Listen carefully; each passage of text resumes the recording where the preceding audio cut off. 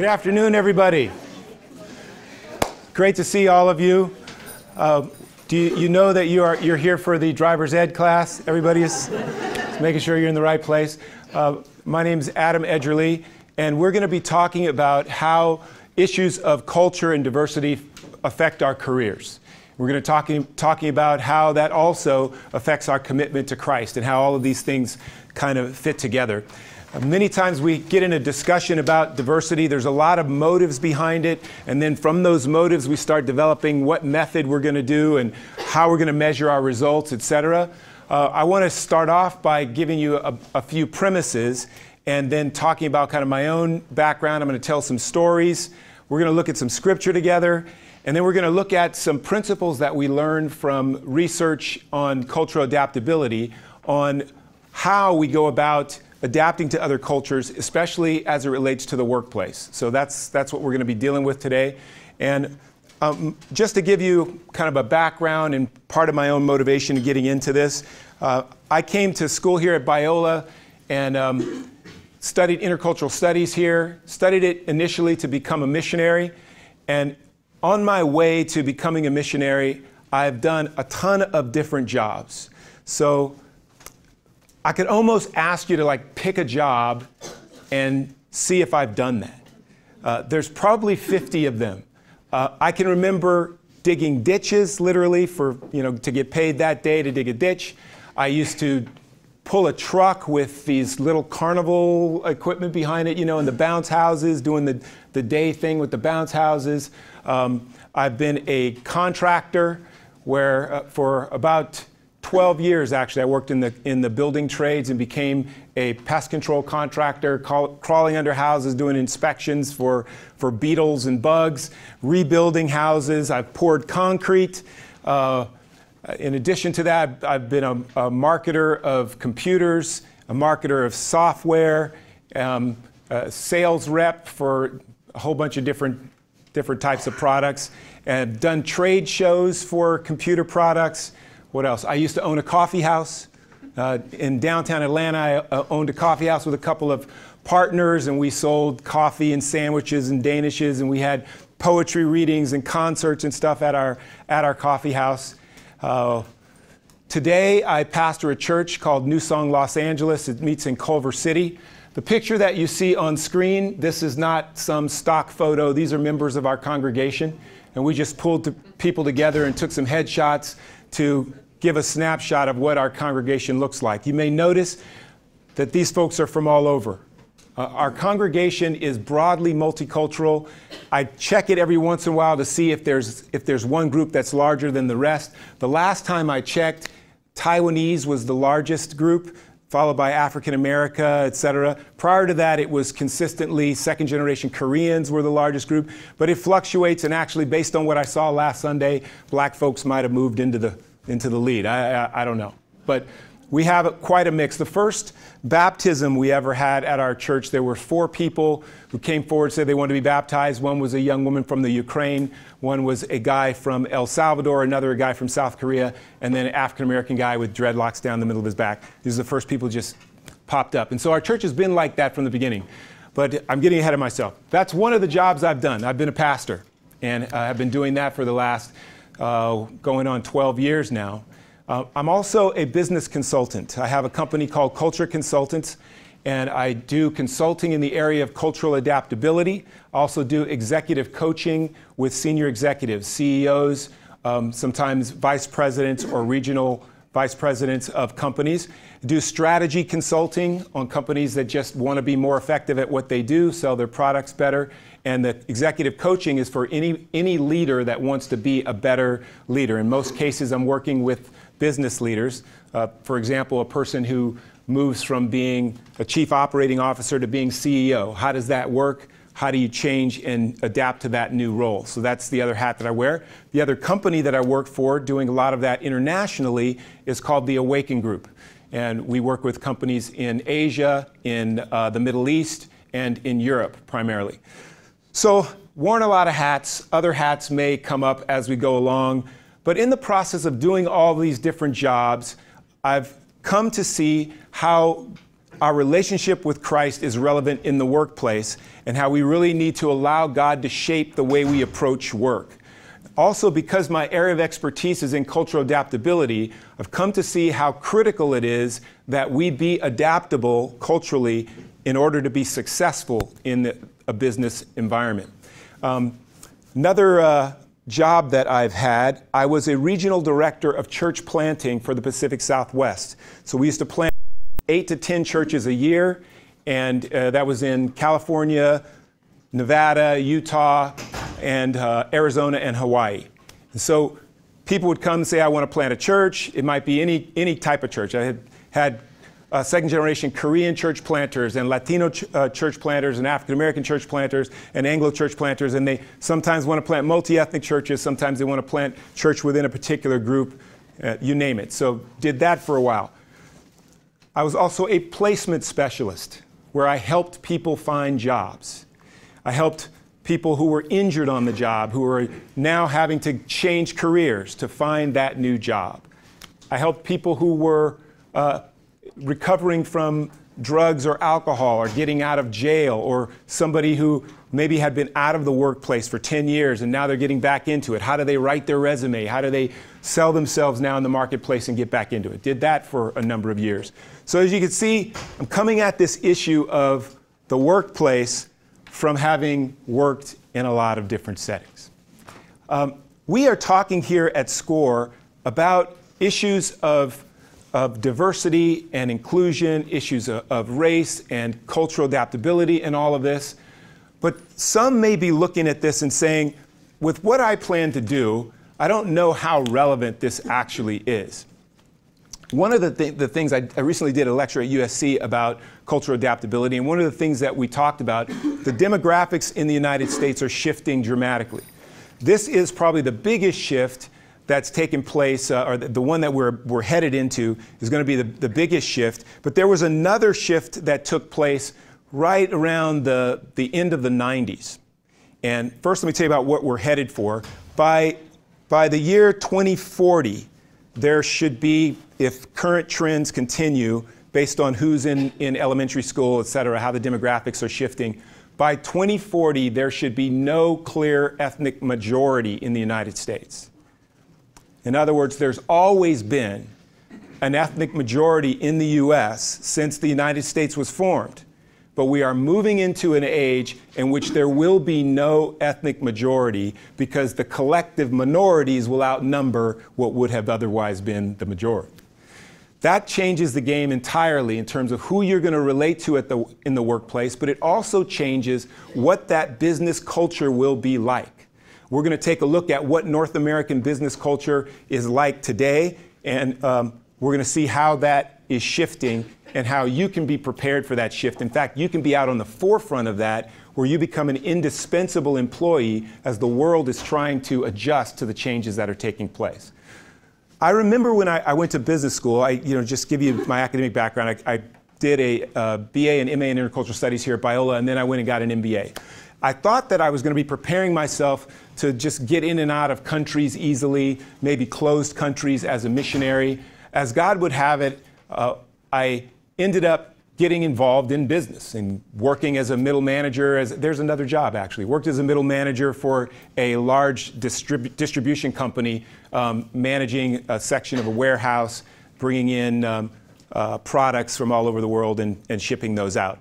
But while in business school, I thought the stuff that I learned about the Bible and about missions and all of that, I'm going to have to kind of put that on the back burner in my mind as I now focus on this area of business. Little did I know, I was about to take the best missions class, perhaps, or at least top 5 missions classes I had ever had. It was called International Marketing and Finance. I stood there just my jaw dropping as I listened to companies, leaders of companies, explaining how they go about globalizing their business. I heard how the mission of Coca-Cola was to get a can of Coke within the reach of every human being on planet Earth. And I thought about the command that we were given by our Lord Jesus Christ to go and make disciples of all nations.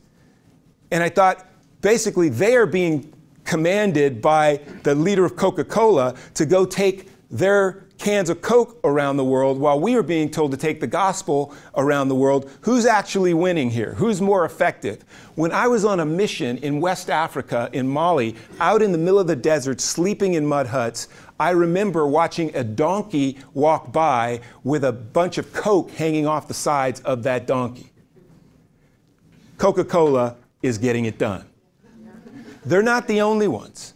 We had people from many companies come and talk to us the CEOs would come and talk to us, or the CFOs, and they would talk about how they're going about marketing their products internationally and how they, manage money between multiple currencies and all this stuff. And I'm telling you, as a missiologist, as a person who wants to be effective at spreading the gospel, I was amazed at how effective they are. I want to show you some of the tools, some of the ways of thinking that make people in the business world so effective at this stuff. But before I do that, let's pray. We're going to jump into some scripture. And we're going to talk about a way of thinking when you approach your career that I think is really the starting point of this whole conversation. And then it's also going to be interactive. If you have a question at any point, raise your hand, let me know. May not call on you, but more than likely I will. And happy to answer any questions that you have as we go along. Let's pray as we jump into it. Father, thank you so much for my brothers and sisters here. Thank you, Lord, that you have called us to be salt and light in every corner of the world. And I thank you for the people here that you will call to vast places in different corners of the world to represent you. And I pray, Lord, that we will have the skills to be exemplary employees or business owners wherever we are, and at the same time carrying the gospel to those far corners of the world. Make us, Lord, all things to all people, that we might by all means win some. For we ask it in Jesus' name. Amen. Amen. There was a day when the Apostle Peter shows up to work. This is before he's the Apostle Peter. He's just this dude named Simon, is a fisherman. You guys probably cannot read any of this, right? You'll trust me to read it for you, maybe in... Okay, let's undo that. That was a bad move. All right, so one day, Peter, or Simon as he was called at this time, is fishing, and he's finished fishing. He's fished all night. By the way, any of you guys fish? Any people here go fishing? We got one person in the whole room, or a few of you that are just not proud of it. Okay, you do it, you're not proud of it. I don't blame you. I remember growing up going fishing, and it usually went something like this. You get up really early in the morning. You got to get there before the sunrise because the fish bite in the dark. And so you get there early in the morning, and we'd be all covered up, and you put on some bug stuff, and you got the mosquitoes biting and everything. We get out there and we'd fish all day, and then at the end of the day, we'd stop and buy some chicken on the way home because it wouldn't catch anything. That was our experience. Peter was having a day like that. He's fished all night. He hasn't caught anything. And then one of those things that will ultimately make you nervous is that his boss, spiritually speaking, shows up at work. And I'm realizing this passage here that I have on screen has nothing to do with that, and you're going to just let me tell the story, because we're not going to be looking at that, okay? So, how many of you have ever had your pastor show up at school? Anybody? How many of you are students? Okay, most of you. How many of you are employed? You got a job? Good. That's good. Some students have jobs. That's good too. How many of you had your pastor show up at work? Yeah, put your hand down pretty fast, didn't you? Think about that. He came to your school. That's cool. Came to your high school. That's great. Yeah, I'm a pastor. Sometimes I go to the workplace of my congregants, or I go to the schools of them, and there's a way that you feel when your pastor shows up. Maybe you're on your best behavior, so forth. So this guy, Simon, he's fishing all night. He doesn't catch anything. Jesus shows up. Jesus says, I need to use your boat. And what was happening, the crowds were pushing Jesus into the water. They were just, they're crowding in. There's a natural amphitheater effect when you've got the water at this level, and then the hillside kind of goes up from the water. So Jesus basically gets in Simon's boat, gets out in the water, and he preaches a sermon. And while he's preaching his sermon, Peter is finishing his work, which is to clean his tools.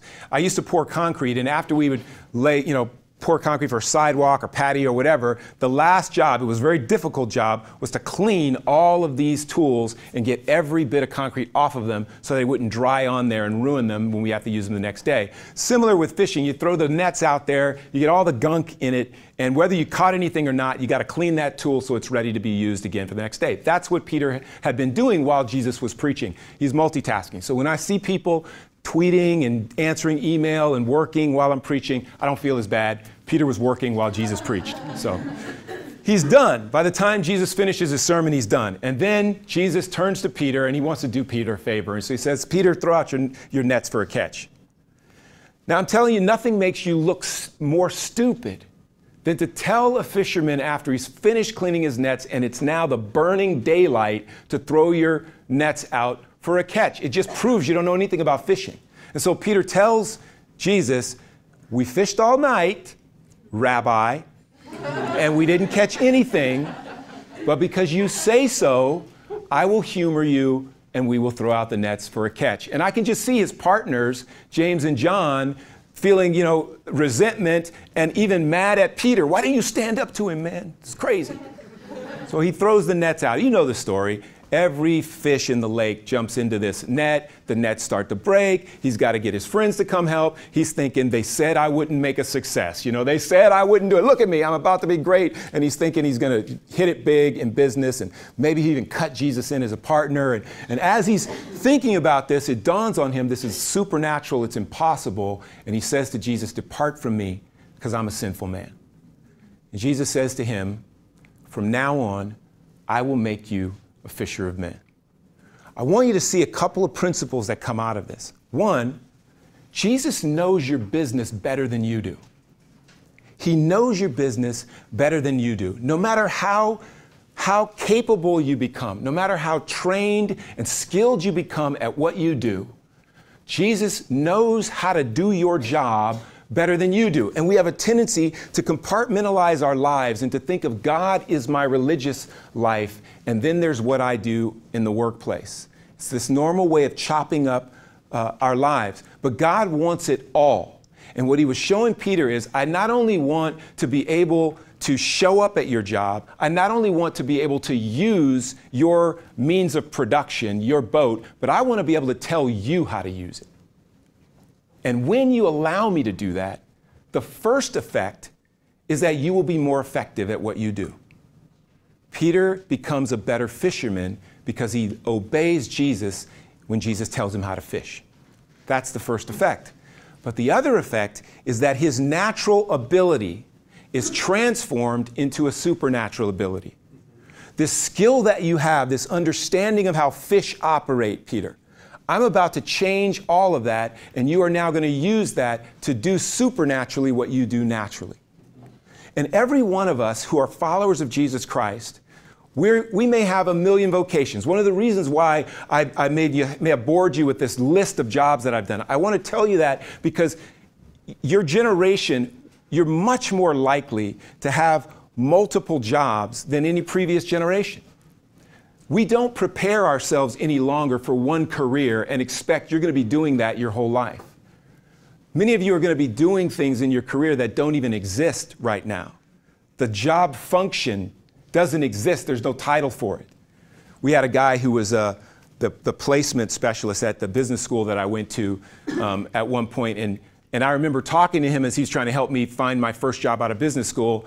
And I was saying, my goal is to go to this company. I want a company that has some type of management training program so I can rotate through that thing, learn every aspect of the business, kind of reviewing the elements of the MBA itself. And then after about maybe 3 years, I want to get out and start my own company. And he's saying, dude, what kind of thinking is that? You've got to be loyal. And you've got to put in your time and work for that company, and they're going to be investing in you. I'm listening to this guy, and I'm like, dude, where are you from, man? 3 years is a long time. Well, I found out he had worked at, I think it was IBM, for like 24 years and retired. He did not last in that job as the placement guy for the business school because his whole framework of being a career guy that you pick one area of work and one company, no less, and you stay there for the rest of your life, the world has changed too dramatically to function that way. So Who knows what your ultimate career will be or how many careers you will have? But this point, we know for sure. Whatever it is you do, as a follower of Jesus Christ, your primary function is to bring the gospel and to make disciples in every corner of the world, wherever God sends you. If you become a filmmaker, and I got friends that I went to Biola with, you know, one of my friends is a big filmmaker right now. He just got a contract with Marvel. He's going to be doing the movie about Doctor Strange. He's a writer, director, did his undergraduate here at Biola and went on to become a filmmaker doing big $100 million plus films. I've got friends who are partners in law firms who, you know, make millions just salary alone per year and oversee hundreds of other lawyers around the world. You name it, the area, you can come out of here and go into that field and be the top of your field. But your primary function will always be, as a follower of Jesus Christ, to make disciples of all nations. What I want to look at right now is how what will make you effective in the workplace in terms of cultural adaptability will also make you effective as a person who makes disciples of all nations. You will need the same skills. So let me give you a couple of scenarios and see if you can figure out what was going on. First one was a kind of a interview that I went on. So I go to meet with this guy. He's a business owner in Los Angeles, and he was part investor in a bank, and then he owned a construction company, and he owned this pest control company, but he didn't have anybody who was the licensee or the contractor for the pest control company. So I was going to interview to see if I would be that person. And I knew I needed to find out whether or not this was the right fit for me, and then I needed to find out you know, whether they were going to pay me enough and all of that. And I didn't know at what point we were going to get into salary negotiation. So I really don't know where the conversation is going to go. And I meet with the guy, and as we're talking, I'm kind of waiting for the formal interview to start. And even more importantly, I'm waiting for the salary negotiation to start because I need some money. So as I'm talking to this guy, here's some of the questions that he asked me.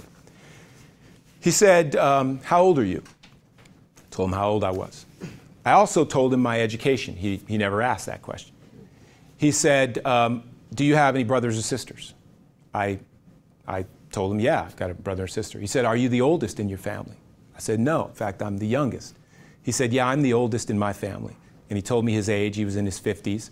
And he asked about my parents, you know, what was their background. And he actually even asked their birth order, which was weird. And I said, you know, it's funny because my dad was the youngest, my mom was the youngest. And we get talking, and as the conversation's going on and I keep waiting for the interview to start, did anybody pick up that the interview had already begun?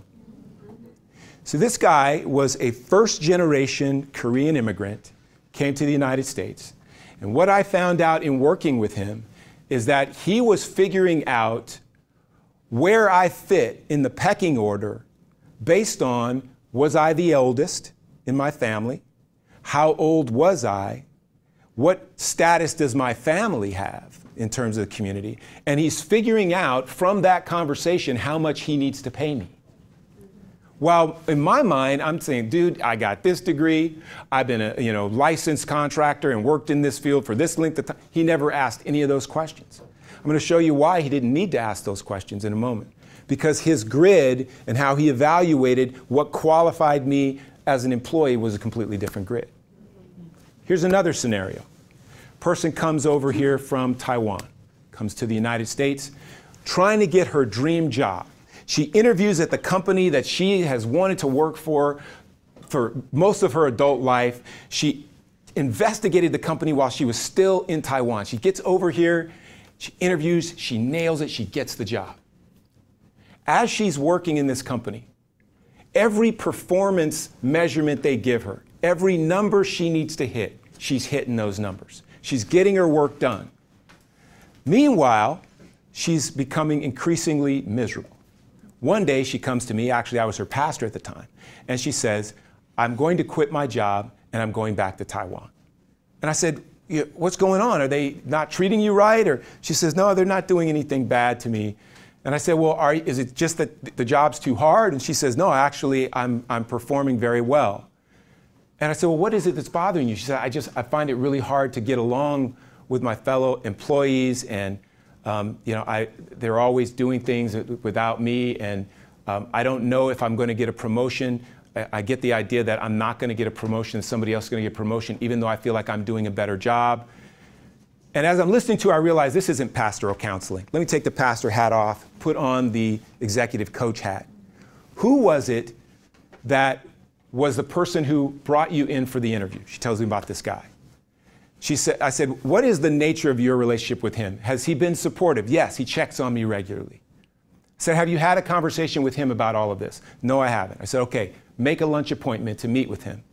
And what you're going to ask him to do is to mentor you in how to understand the culture of this company so that you can fit in, be more accepted.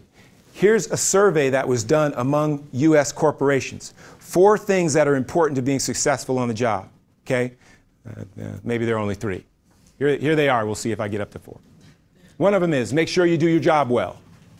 Make sure you do your job well. The second one is make sure that the right people know that you're doing your job well.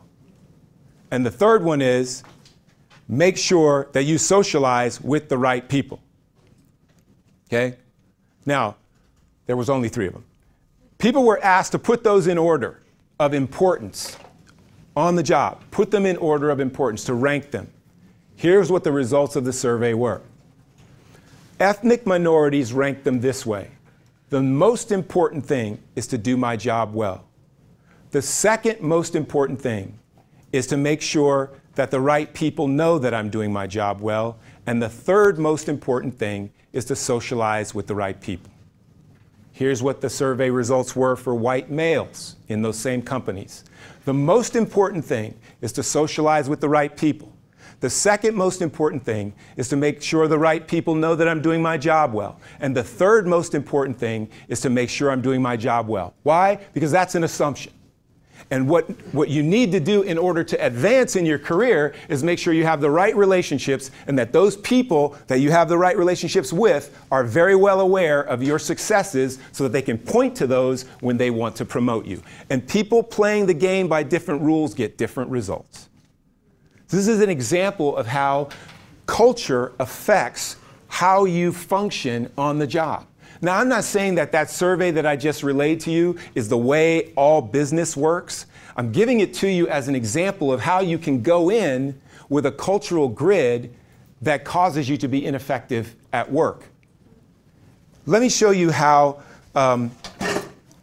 cultural adaptability is learned and what it looks like on the job. I'm going to skip through a bunch of these verses. These relate directly to how we function in the church.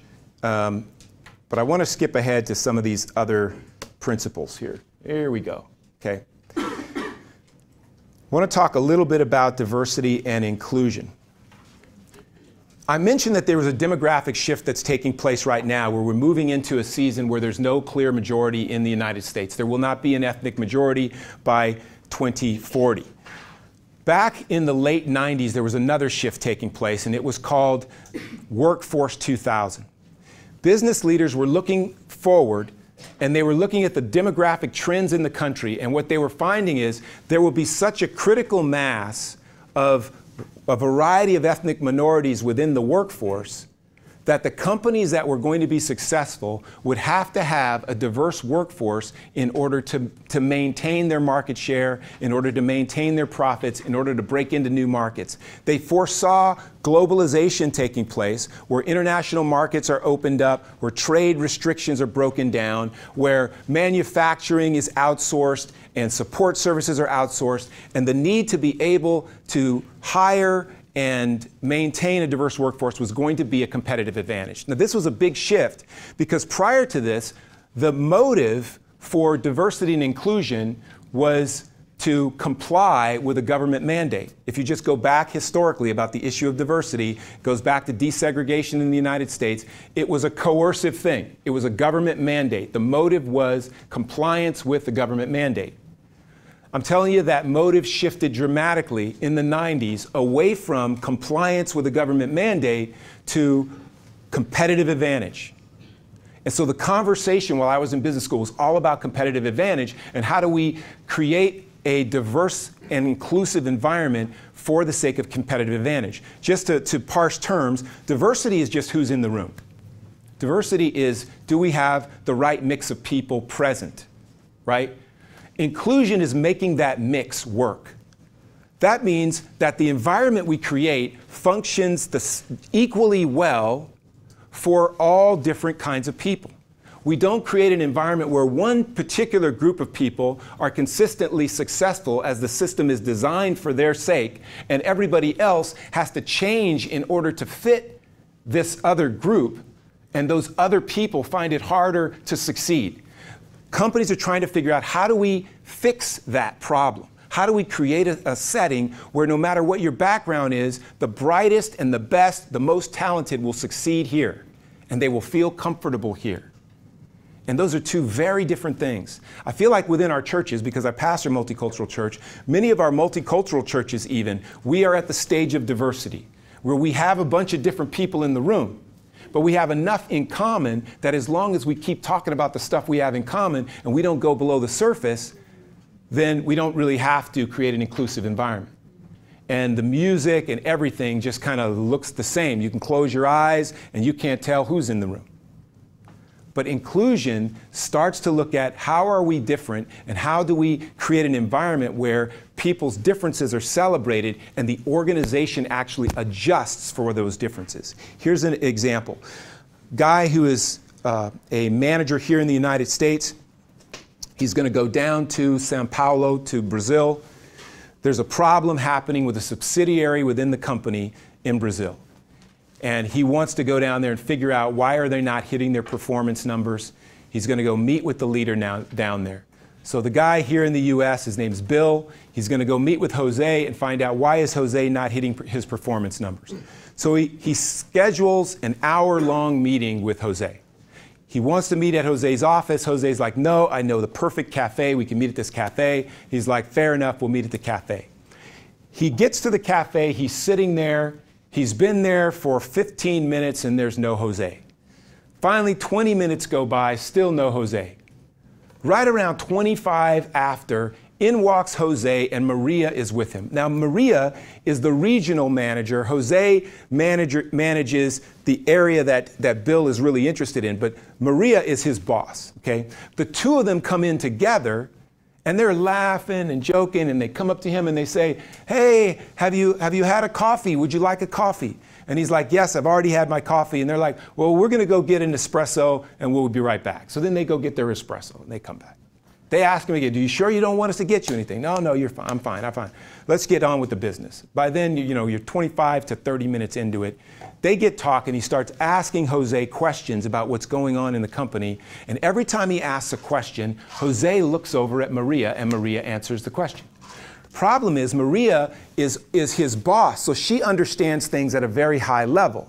And the details, she's not able to really speak to.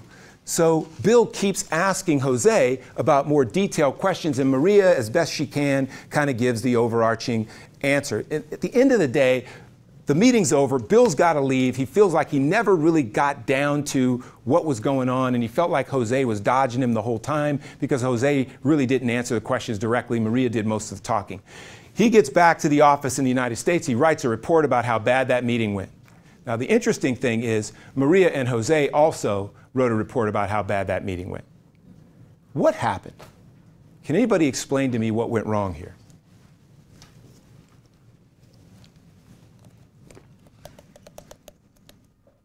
Yes? From a different presentation of time and efficiency, I guess. Like, they had more of a relational interaction, whereas he came from maybe more of a structured position. Very good. He automatically said that wasn't efficient. Very good. What's your name? Katie, thank you so much. And then right next to you, I think you had your hand up too? Yeah. So did I just hear that he didn't want to have a socializing conversation first and then maybe continue work, like say about work? Is that what the mission was? Yes. If you guys didn't hear what she said, Katie mentioned that they had a different perspective of time versus relationship. And then tell me your name. And Anna pointed out maybe they wanted to get to know one another first before jumping into the business. That was the core problem. See, the big mistake was made before Bill ever left home. He scheduled a 1-hour meeting with a colleague in Brazil that he had never met before. What they wanted was, first of all, to show him around Brazil, to show him why they love their country and take him around and show him places and give him good food and help him get acclimated and understand who they are as a people. They're much more relational when it comes to business. You don't just kind of get down to business. You have to know each other first to develop rapport. Not only that, but their approach to time is very different. It's not about the minute that you get there, and following chronological time exactly. It's kind of, a little bit more flexible than that. And so from their perspective, they were not late for the meeting. But from his perspective, they were.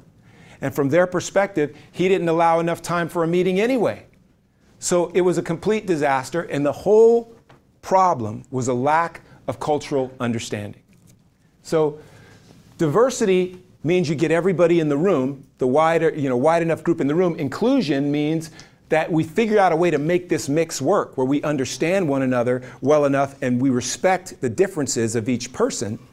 And then cultural proficiency, it's got a lot of words for it: cultural adaptability, cultural proficiency, CQ, the culture quotient.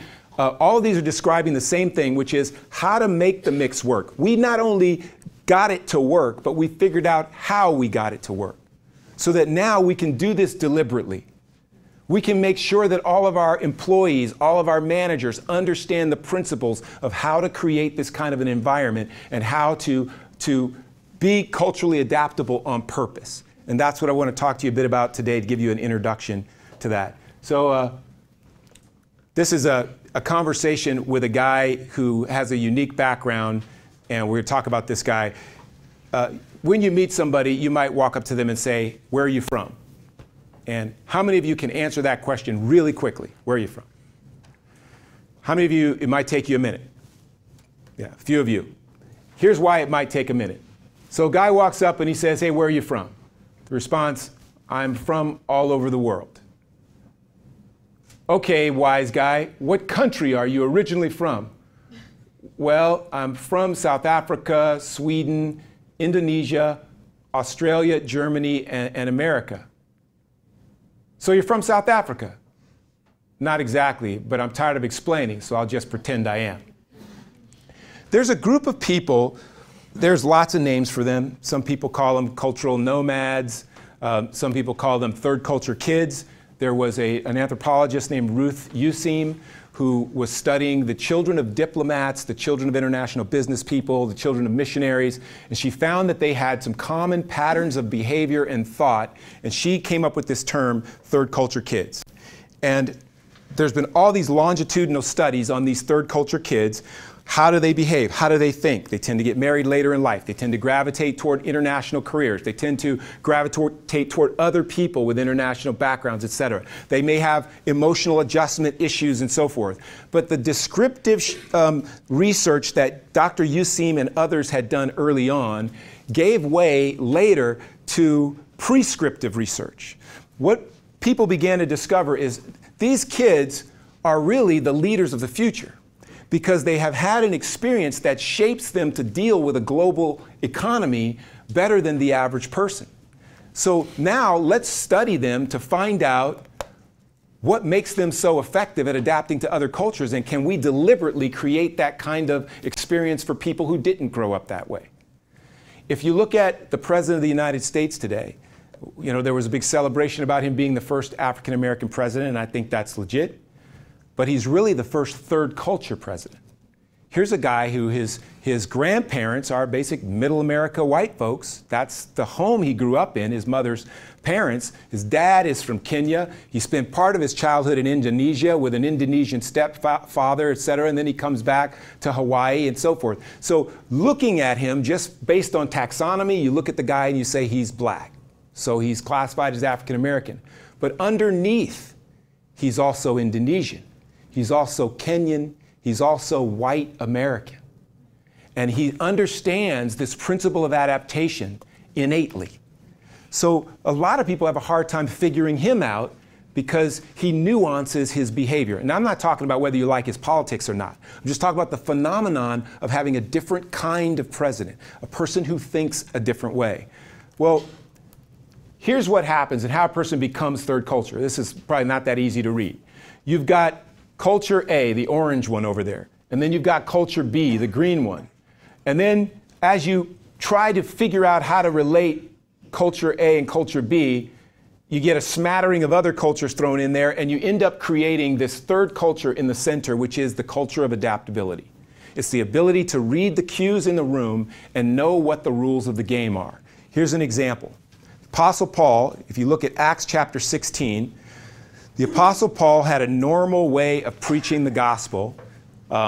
Actually, it's Acts chapter 17 when he demonstrates this. Beginning of Acts 17, it says that Paul goes into the synagogue, and on 3 successive Sabbath days, he reasoned from the scriptures, proving to them that Jesus was the Christ. So this is his normal way of rolling. He's a Pharisee, he's a rabbi, he knows the Torah. So he begins to teach the Torah to them and to reason with them from the scriptures, proving to them that Jesus is the Messiah, right? What time do we end, by the way? Because I got to keep an eye on that clock. We end at 3. Okay, good. I'm doing all right on time. So he does this. Now, sometimes he gets a good reception. Sometimes he gets a bad reception. He got a bad reception in Thessalonica. He goes into Berea. It works out better. But then he goes to Athens. And in Athens, he's not going into the synagogue. He's in the marketplace. There are Jews there. There are also Epicurean philosophers and Stoic philosophers. And as he begins to reason with them from the scriptures, proving to them that Jesus is the Christ, their response to him is, what is this babbler talking about? What in the world is this babbler talking about? I can't figure out even the context. And they say, maybe he's advocating other gods. Now, when you hear the word babbler, what does that remind you of? Tower of Babel. This is just a side note. The Tower of Babel is where all cultures come from. God at one point saw human beings and human potential as being so vast and so dangerous that he needed to quarantine us by separating us into other cultures. That's where it came from originally. God actually looked at the tower and said, nothing will be impossible if together they can do this. So he separates their languages, and that causes all of these different cultures to develop as we are separated linguistically.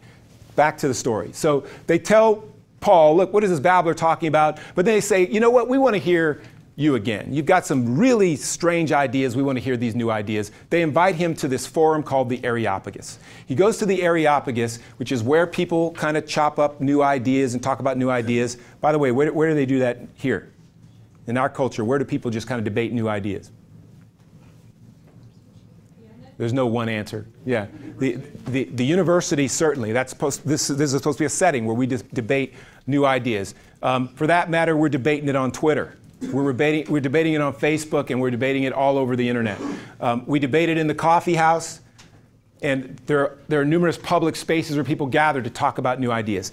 For Paul, he's invited to this Areopagus. Now, this is a guy who understands cultural adaptability deeply. He's a Roman citizen, and he is a Pharisee at the height of Judaism. He's at the top of the food chain in Judaism, as well as being a Roman citizen. So he's got 1 second shot. How many of you guys saw the movie 8 Mile?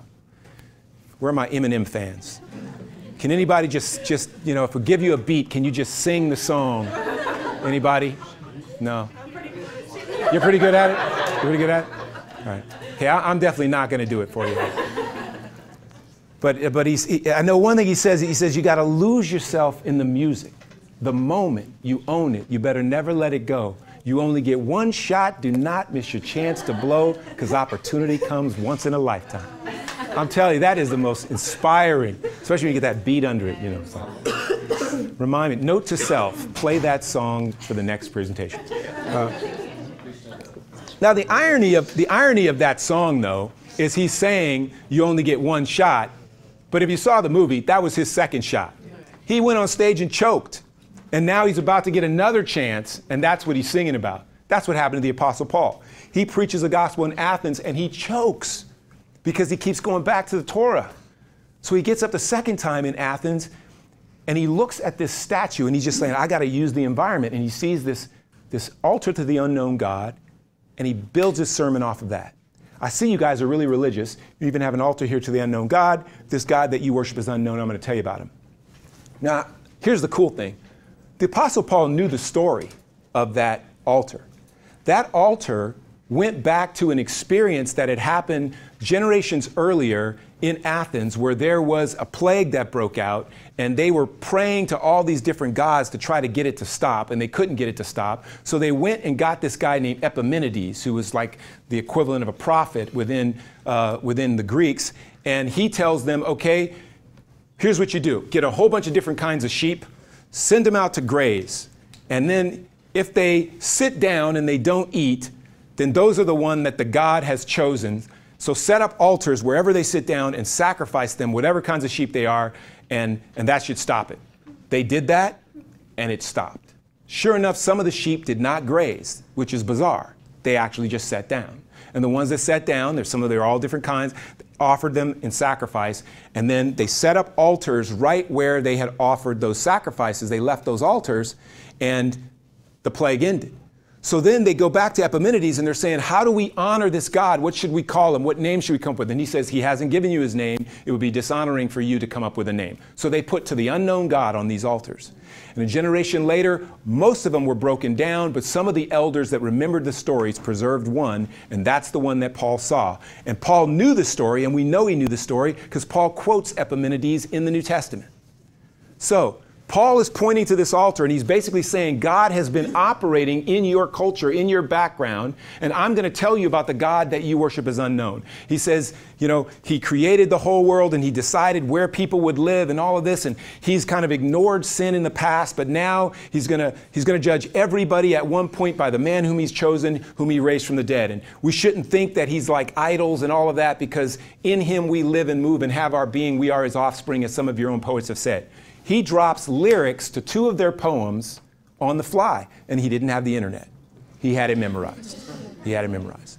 The Apostle Paul understood the surrounding cultures deeply, and he could pull out whatever he needed on the fly, and he knew when to shift and when not to shift. He knew when he went to Jerusalem that he needed to follow the law more strictly. He knew when he went to Antioch that he could forget about the dietary laws and eat pork or whatever was necessary. He did what was necessary to advance the gospel. But this skill of cultural adaptability, to some, it comes naturally because of life experience as a third culture kid. But the question is, can a person intentionally become third culture? Can a person intentionally become third culture? And for this, we're going to go to a very deep theologian, one of my favorites here. I just realized I have a sound need. Is there any way to mic this computer? Yeah. I don't know exactly how to plug that in, but the tech savvy people. Anybody have a question while we're loading up the microphone here? Questions thus far? I don't usually talk this long straight without any interruptions. Yes? What are the studies that's been done on third culture kids? Like, do you have any books that you know? It's like, I'm really interested. I consider myself as an adult. Yeah, probably the easiest. There's a lot of books out there. There's a lot of articles out there. There's also communities, support communities for third culture. So rather than me try to rattle off a list, I just say Google third culture, and you're going to get more than you can handle. Yeah, yeah, it's huge. Now, you may find also references to Dave Gibbons or to New Song, and that's our New Song community of churches. We've changed the meaning of third culture, actually. We started with Ruth Useem's study on it, and Dave's book about third culture actually is a great one to talk about it from a Christian perspective, because what we've done is, it's called Zealots, by the way. But what we've done is taken that original definition and said, if we're going to do it intentionally, then what it boils down to is the mindset and will to love, learn, and serve in any cultural context, even in the midst of pain and discomfort. And you'll find that definition on the web too if you search for it. But it is the mindset and will to love, learn, and serve in any cultural context, even in the midst of pain and discomfort. And we do that for the cause of Christ. We come in with the mindset we're going to love people in a way that they feel loved. We're going to be a learner rather than assuming that we know, and we have come to serve. And that's intentionally being third culture. So here is somebody kind of explaining how that works. How many are familiar with this brilliant theologian? Yes. No sound. Bummer. Okay. Is it up on your computer? Hmm? Is it up on your computer? Yeah, it's turned up here. It's turned up, yeah. It's just not coming out of this thing. So I'm going to have to do my version of it, which is... Just run direct. It's kind of, oh yeah, you can... It's a little bit scary for me to try to imitate Bruce here. I said, empty your mind. You hear that? Be formless, shapeless, like water. Now you put water into a cup. It becomes the cup. You put water into a bottle, it becomes the bottle. You put it in a teapot, it becomes the teapot. Now water can flow or it can crash. Be water, my friend. Like that, you see? Oh, I see. I get the idea. I get the... All right. So if you didn't catch that, he's basically saying, be like water. You pour water into a cup, it becomes a cup. You pour water into a bottle, it becomes a bottle. You pour it into a teapot, it becomes a teapot. But it's always water. And we have such a difficult time as believers understanding how the gospel can remain the gospel and yet adapt to the setting in which we pour it. And that is how it is supposed to function. I mentioned the Tower of Babel earlier. What is the opposite of the Tower of Babel? Pentecost, Acts chapter 2. If the message of the Tower of Babel was humanity in rebellion against God is limitless in its potential and therefore dangerous and must be separated, then the message at Pentecost in Acts chapter 2 is humanity united in Christ is limited in its potential and must be brought together. And the way that we are brought together is by the church developing the supernatural ability to adapt to the cultures around it. That's what the gift of tongues or the gift of languages was about. God was saying, my church will be able to speak all of the heart languages of the world to bring the world back together in Christ in order to express that limitless potential. So this is at the core of who we are as believers. So here's what it looks like in action. There are two things that we have to keep in tension.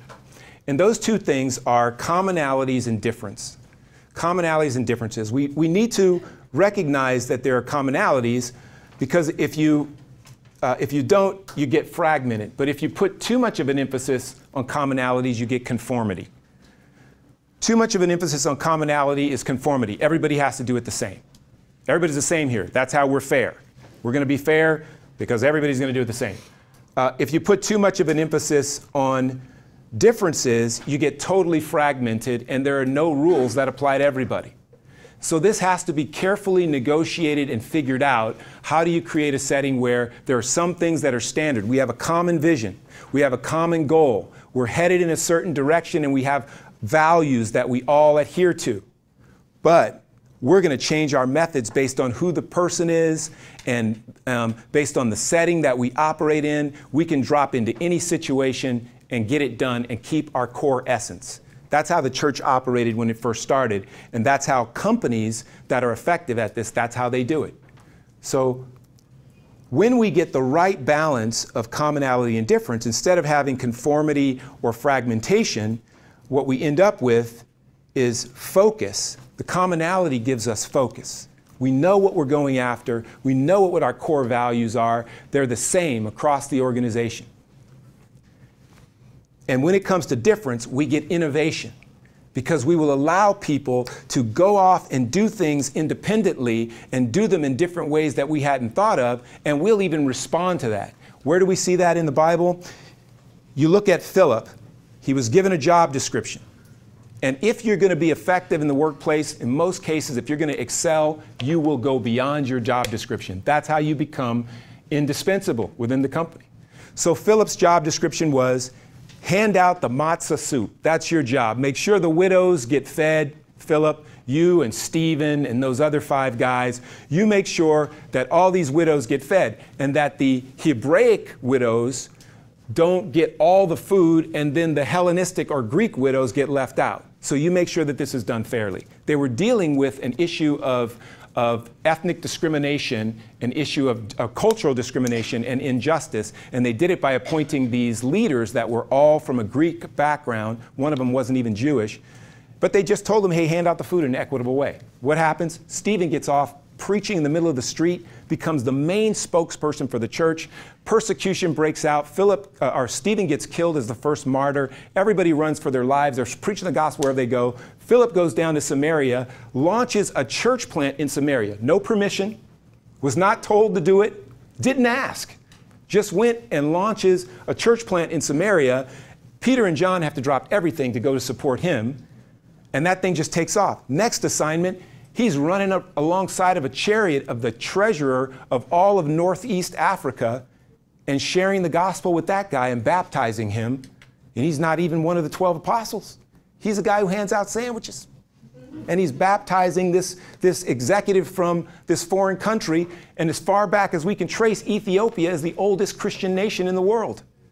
Philip might have been the one who planted the seed that evangelized the whole country. So this issue of fairness or keeping things the same for everybody, it's such a challenge for us to get our minds beyond it. But I think this illustration helps us understand it. For a fair selection, everybody has to take the same exam. Please climb that tree. Now, who do you think is going to win this contest? The goldfish doesn't have a shot. Not a chance. The monkey is getting excited, right? The monkey is like, I got this. But the bird is about to take the monkey out. The monkey doesn't realize there's a bird down there. It's like, dude, nobody said we had to touch the branches. But I don't want to be the elephant right now, right? Unless you just reach up with your trunk and pull the tree down, the elephant doesn't have much of a chance. The donkey, and look at the, none of these guys have opposable thumbs. I mean, what are they going to do? But it seems fair on the surface, doesn't it? Because we're treating everybody the same. Companies that do this well, they understand that to be fair, to be just, and to be effective does not mean you treat everyone the same. You treat everyone equitably, but to do things equitably does not mean you do them the same. I had an executive that I was coaching for 12 months. He had just become CEO of a United States subsidiary of a multinational. So he's CEO of the US branch, but he has to still report back to the people who are over the whole multinational, and they're based in Asia. So middle of the night, 7 o'clock at night, he's communicating, sending reports back to Asia about how things are going in the US. Meanwhile, he's trying to get control over the operation here and get people to see him as CEO because they know him in his previous role as being one of their peers. He's got tension back home with the way they want things done back in Asia, and he's got tension here in America with his employees that are from all over the place. He's got some of his employees here that are from the same country he's from, and they tend to see things the same way he does. So they're staying up late. Any assignment he gives them, they'll stay up late, they'll do it. He'll tell his American employee, hey, I really need you to work overtime. I'm talking Native American, not Native American, that's whatever, multi-generational Northern European Americans. He would tell them the same thing. Hey, I've got this real assignment. It really needs to be done. Can you stay late? They're like, you know what? My daughter's got a recital. I got to bounce. I'm out by 5. Just like that. But he says the same thing to one of his countrymen who are here from the same place he's from. They will drop everything. I get to know this guy a little bit. I asked him just to kind of understand how his priorities work and how his mind worked. I would ask him, well, what if you were given an assignment by your boss back in Asia and it was the day of your daughter's wedding? Would you go? He says, yes, I would go. And my daughter would understand. See, from where he was from and the way that his company operated, first of all, his boss would only ask something of him if it had to be done. But his understanding and his family's understanding was you are loyal to the company, you work whatever hours are necessary. This was just part of his work ethic. He could not comprehend this North American work ethic that says, woo, it's 5 o'clock, I'm out, right? Or that put family above. And what he had to do is create an environment where he was not rewarding people from his own ethnic background above people who were not from his ethnic background. Another problem that he was running into is, were women being elevated at the same rate, et cetera, et cetera. So we had to work through a lot of those issues. And it comes down to this, understanding how you keep a common focus without a cookie-cutter approach that treats everybody exactly the same. Performance reviews for somebody from his own background, he found that he actually needed to measure them with a different standard than some of the other people. And they talked about that openly as an organization. They were able to come up with ways that worked. Einstein once said, everybody is a genius, but if you judge a fish by its ability to climb a tree, it will live its whole life believing that it is stupid.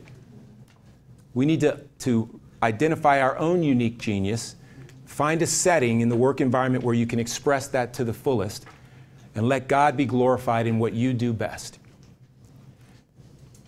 I want to talk a little bit about some of the ways in which cultures are different, just to give you an idea of some of the frameworks out there. In the first workshop that I did earlier today, I talked about different approaches to conflict. So right now I'm going to talk about 5 areas of cultural difference, and that'll be the last thing that I point out before closing it out today. Let's see. I'm wondering if that's the best use of our time. Now, you know what? I think I'm going to go in depth more on what we talked about earlier today. That'll be better. So, people approach conflict in different ways based on whether they express emotion openly or whether they speak more directly or indirectly. So there's outward emotional expression, there's more being emotionally restrained, and there's also direct communication where I'm going to tell you exactly what I mean, and there's indirect communication where I'll be more subtle, or maybe I'll get another person to come and talk to you about it. This is so important when conflicts arise, and especially in a multinational organization. One of the companies that I consult with, they're a merger between an Austrian company and a company from the Middle East. And so, in the middle of our training sessions, guys will get their prayer rug and just roll it out and start doing their, salat in the middle of the meeting, because we've got a number of Arab executives at that level. And just within their senior executive team, 11 different countries represented.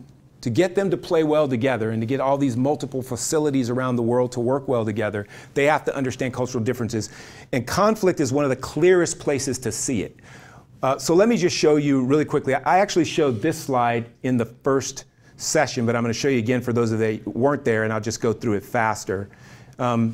There are a number of proverbs that express this idea of emotional expressiveness and emotional restraint. And example of emotional restraint is silence produces peace, peace produces safety. That's a Swahili proverb. A Chinese proverb is the first to raise their voice loses the argument. Both of those have to do with being emotionally restrained. You don't express things openly emotionally. On the other side, you've got the Irish one. What is nearest to the heart is nearest to the mouth. Or the Russian one, after the storm, fair weather, and after sorrow, joy. That means there may be an emotional outburst, but we'll get over it. If you're passionate, we expect you to express it openly. Another proverb at the top here, this deals with the issue of being direct or indirect. In America, we would say what you mean and mean what you say. Never mind what you tried to imply. If you didn't say it, I didn't get it. And if you're thinking I implied it, but I didn't say it, you can't hold me to it. That's how we roll. It's based on, kind of the Greek way of thinking, which was nothing done with intelligence is done without speech. We put a heavy emphasis on saying it and saying it precisely.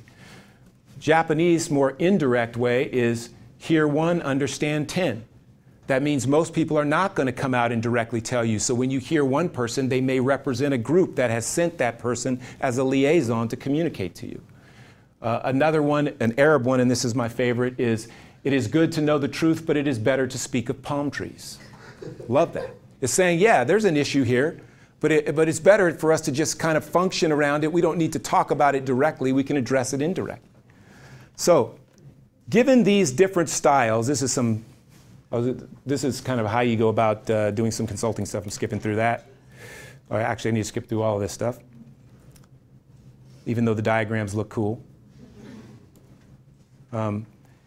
You end up with 4 distinct cultural styles of conflict. Now, there are lots of other elements of culture. There's at least 5 dimensions that were developed by this guy named Hofstede.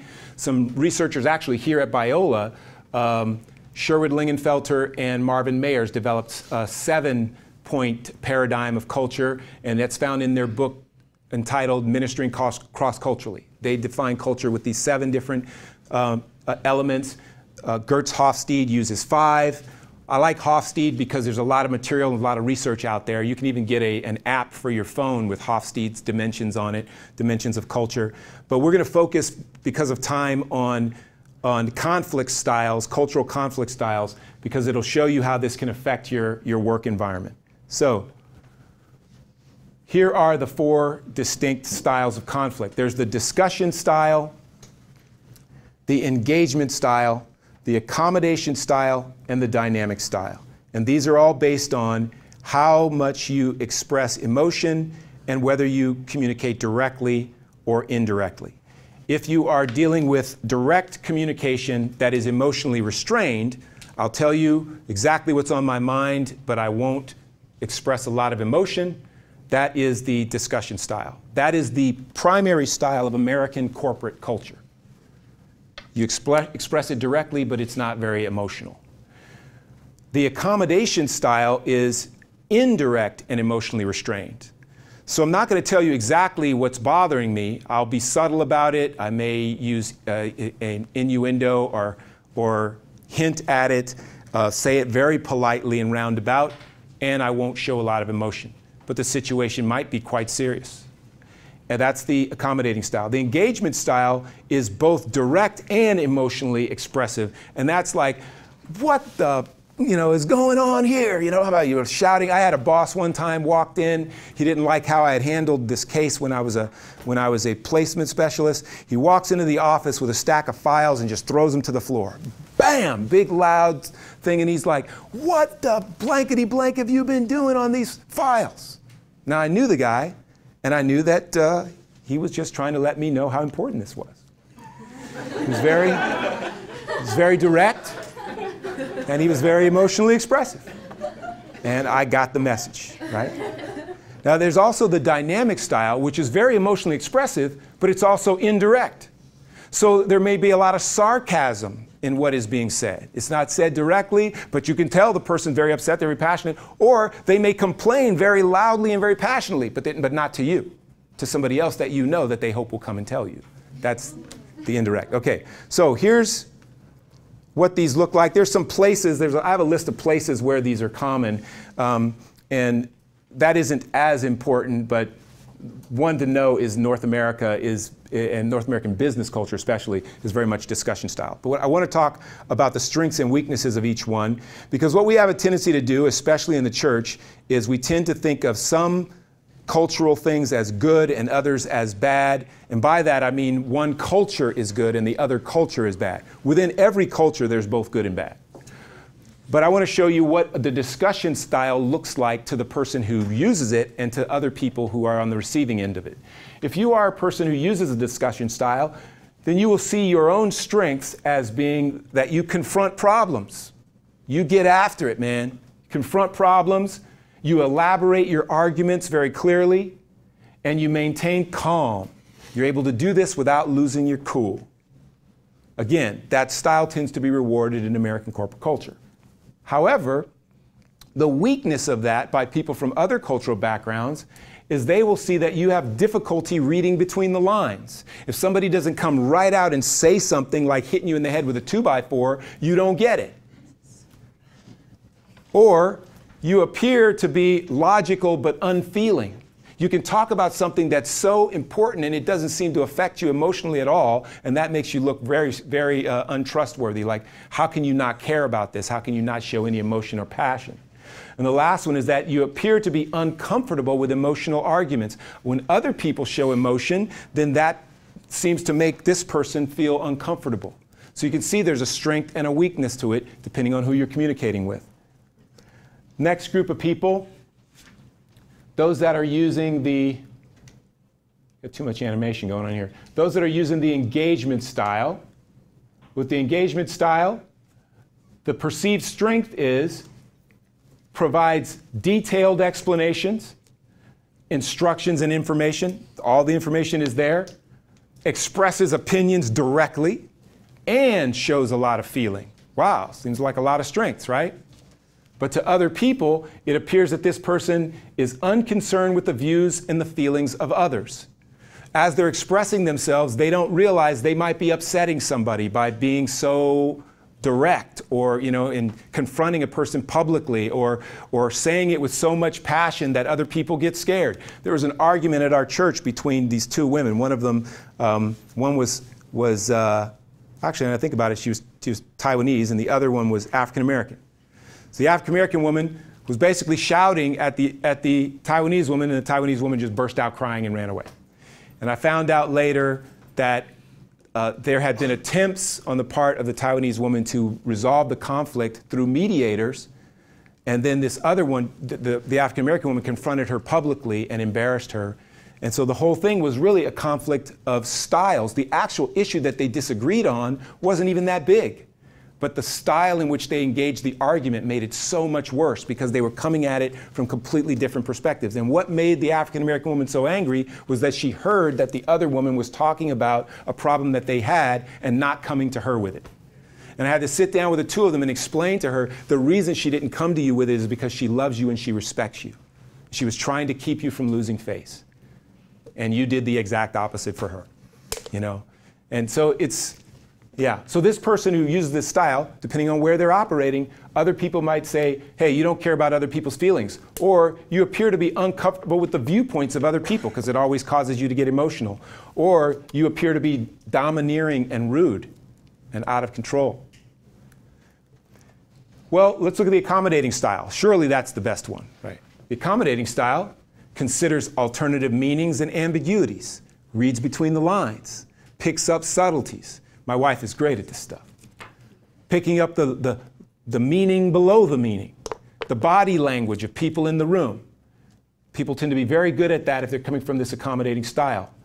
Not only that, but they're able to control their emotional outbursts. They're very sensitive to the feelings of other parties. Here are the perceived weaknesses. Difficulty in voicing your opinion. I never know where you stand. When are you going to just finally tell me what it is you want here? Not coming out with it. Appears uncommitted, and that lack of commitment of saying clearly what you want can cause people to consider you dishonest because they can't tell where you are. Or difficulty providing elaborate explanations. When there's a direct question, it isn't answered with a direct answer. There's a lot more subtlety to it. And then finally, the last style we look at is the dynamic style. Uses third-party mediators to gather information and to resolve conflicts. Skilled at observing changes in nonverbal behavior, picking up those cues around the room again. And then comfortable with strong emotional displays. Can handle it when people get upset, but still tend to deal with it indirectly. Other people look at this style and say, man, this person rarely gets to the point, appears to be unreasonable and devious, always trying to plot something, and appears to be so emotional, getting upset, and we can't even figure out what they're upset about. Each one of these styles is morally neutral. It all has to do with who else are you relating to. And what it really boils down to is, are you able to adjust your style depending on who you're trying to communicate with, and to come at them in the style that they are more comfortable with. That's what we work on in intercultural training and intercultural coaching, to help people to develop the ability to adjust their style. Again, this is just one area, the area of how we approach communication in a conflict. There are just tons of other areas of cultural dimensions that this applies to. But that's what I wanted to present to you today. These are some practical tips on approaching people with different styles of conflict, if that's helpful for you. And any other questions or comments? Mm-hmm. How would you give those of us that are looking into years to come, all of us Vanguard students are in the process of going for leadership positions, so some of us are going to be facilitating floors or groups or working with peers, some of us with adults. How do we, as students and peers, facilitate an environment that really caters to a lot of different types of people? Like, how can we, because we can't always be about like one individual, like I'm gonna go out of my way just to make you feel included, because that could potentially negate everyone else. Right, right. How do you go for that balance? Very good. So the real key is if you have, especially in a situation like that where you're going to be dealing with people who live in a residence floor, they'll be together over a longer period of time, and so you can facilitate them getting to know each other better. We have a tendency not to ask the right questions to really understand one another. And so to ask for background of family, you know, where's your grandparents from? Tell a story from your childhood of something that was a very happy day for you. What was an experience that was very challenging for you? And as people begin to tell their story, their narrative, we get a better understanding of what their values are. It would also help you, actually, if you're going to be dealing with a group like that, overseeing a group, to expose yourself to some of the common dimensions that make cultures different. So looking at different approaches to conflict styles would be a good one. And I'll put up on screen Hofstede's 5 dimensions of culture also, just so you can look at what those are. But having people create a safe environment, I would have some kind of a conversation right at the beginning with everybody present to say, let's agree that there are no dumb questions this semester. Let's agree that because somebody asks you something that seems offensive that they should have known, let's assume they didn't know. Let's assume their intentions were good. And let's assume that they genuinely wanted to know the answer, and that the only way they'll understand you and the people that, you know, your people, is if you actually help them understand that. And creating an environment like that where we kind of come to some agreements. Here at Biola, there was a guy who used to make so many dumb comments to me, you know. One day he asked if I combed my hair, and you know, I had hair back then, and I used to have to comb it. But he asked that, and it was like one in a series of dumb questions. And so I asked him, have you ever known a black person personally? And he said, no. I said, you never had a black friend? He said, no. I said, I've never even known a black person personally. I said, okay, come here, man. Put his hand on my head, and I said, that's what it feels like. And I said, you can ask me anything, and let me help you understand who I am, and you know, I'm going to ask you and I want to understand who you are. He was very embarrassed, but at that moment he realized, oh, this is a safe environment. And from that point on, we became genuine friends, because he didn't feel like he needed to hide what was really on his mind because I was going to misunderstand why he was asking. So more than that, you know, there's all kinds of analysis and symbolic ways of reducing culture to conceptual models. That's all they are, is like, they're like the difference between a map and the real world. So we come up with these sort of cognitive maps of culture, but nothing is a substitute for people getting in a room and having a genuine conversation. Watch movies together. Ask people from different backgrounds, what's a great movie that we could see that would be a nice slice of life from people from your background? I talked in the earlier session that the movie The Princess and the Frog actually takes place in the Creole culture of New Orleans that my family came from. But there are some movies out there that are actually nice little slice of life of a particular cultural background. You don't watch it and say, okay, now I understand that group. But you could have movie night in the dorms and then have a conversation around it and say, what part of this movie related to your experience? What was similar to how you grew up, or what was different? And what, you know, do you relate to, what do you not relate to? And do that with a series of films that are indicative of different cultural backgrounds. Do that with books and stuff as well, but movies are easier, right? But conversation, honest conversation with an agreed level of safety is probably the best way to get that done. Yeah. I think you said